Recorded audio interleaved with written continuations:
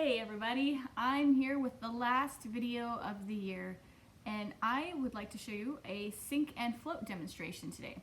Sink and float is a line time activity that we do. We often will take objects from the classroom and then a large container of water to see if something will sink or float. Now, I have just a few objects from my house around here, and this might be kind of a fun thing for you and your child to do.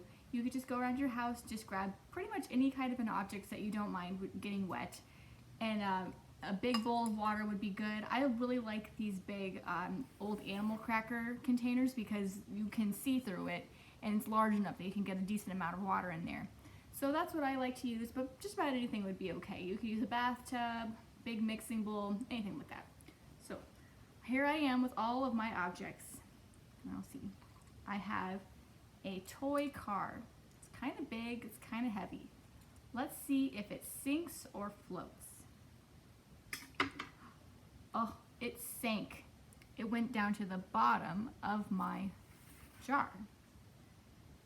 Next I have a popsicle stick. Let's see if it sinks or floats. It floats. See, it's on top of the water. It did not go down to the bottom. Next, I have an eraser. Let's see if it sinks or floats. It sank all the way down to the bottom. Next, I have a Lego. Let's see if it sinks or floats. It floats. It stayed on top of the water. Next I have a plastic hair tie. Let's see if it sinks or floats. Oh, it floats. It did not go down to the bottom. It stayed on top of the water.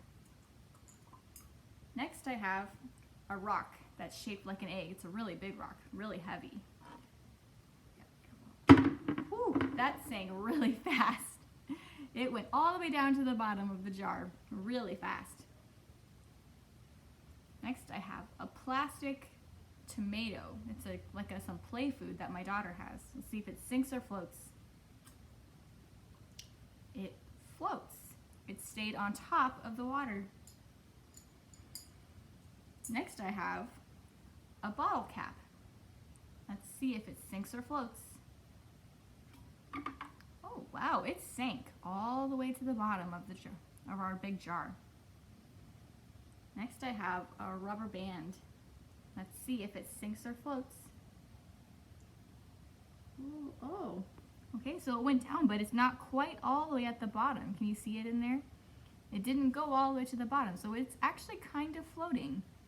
It didn't stay at the way top, but it didn't go all the way down either. So I'm going to call that it's floating. I have something similar to the rubber band. I have a hair tie. I'm not sure. Let's see if this one sinks or floats. Oh, there it went. Did you see our rubber band? It's at the bottom now, so it sank. Let's find out about our hair tie. Oh, it's floating, but I wonder if, like the rubber band, if it will sink after a while. We'll have to see. Next I have a clip. Oh, yeah, did you see it? There it went. The hair tie went down to the bottom. Right now we'll see. This one goes. Oh, that sank too. So now see, our objects that float are still on top of the water, and all of our objects that sank are down at the bottom of our jar. Now this is really fun. It's fun to find things and just to see what happens. Another great way to do this is to do this with natural objects. You could take your child for a nature walk and gather up a few things, bring them back and do a sink or float with them with those. You could do it just about anywhere with about anything. It's a really kind of a fun thing that they can just see, something that they can test, and they can test objects and see what happens. But yeah, that's everything. Thank you everyone for watching these videos. Thank you for staying with us throughout this whole time. I've been so grateful to make these. I've had a lot of fun coming up with demonstrations to show you all. And I really appreciate all of you. I miss all of the children very much, and I really hope to be able to see you sometime soon, either in July or for next school year. All right, goodbye, thanks.